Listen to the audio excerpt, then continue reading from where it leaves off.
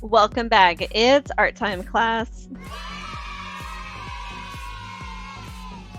Today we are going to be glazing ceramics. Let's get started. A few things to keep in mind when doing ceramics is you're going to have a little cup of glaze, and you and your team and the people you're sitting with can have however many colors that you guys want. You'll need a paintbrush for each different color of glaze, so you're not mixing the glaze together in their cup. You are welcome to mix them on your ceramic that you already created. And then you want to always paint at least more than one layer of glaze. So for example, here you see the bright jade color, and this is 4 layers of glaze versus 1 layer or 2 layers of glaze. So depending on how dark you want the color to be, you definitely want to do more than 1 layer.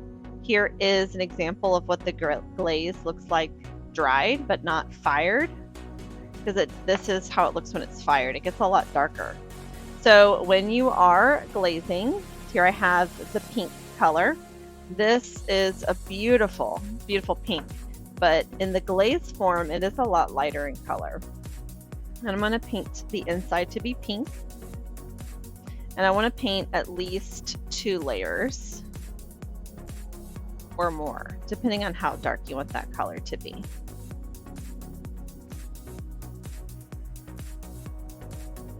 All right, there's one. And then I really like this bright jade color as well. I'm going to put that on the edge here. And you can paint the inside, the outside, just do not paint the bottom with glaze. We need the bottom to be free of glaze. So I'm actually going to paint this outer edge here. And you can get glaze on your hands and fingers on accident. Like, don't just paint your hand, of course, but if it gets on your fingers and hands, glaze is actually really easy to wash off. We still need to wash our hands and paintbrushes. We'll wash those off in the sink. And then any leftover glaze from the cups, if you'll just leave those in there, I'm going to use all the leftover glaze for the leftover ceramic pieces that no one used. I made a bunch extra for any of the staff that wasn't able to attend these fun events, and I'd like to use that extra for them. So there's like 1 layer. I'll probably go a little over where my fingers were, and there'll be paper towels around if you need those. So here's one with 1 layer of glaze, and you can see the color gets lighter as it dries. So I want to put on a second layer, at least 2 layers of glaze, and then up to 4 layers. You can do more, but then you'll have dripping glaze, which looks really cool. If that's what you're into, you can definitely do that. If you do get any glaze on the bottom on accident, it's totally okay. I have to wait for these to dry. I give them like at least a day or 2 to dry, and then I will go over and clean off the bottom.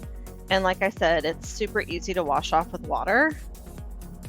I have a special rag in my room that I use just to wipe off excess glaze from the projects that we do. And then I'll give it another day to dry, and then I'll put it in the kiln. And it takes about 2 days once it's in the kiln to cook, because it has to heat up slowly and then cool off slowly as well.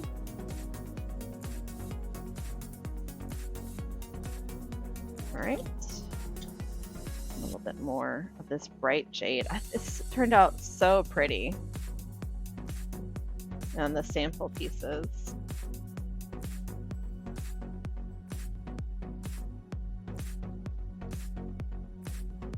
Yay! And you can see it's so much darker when it's still drying.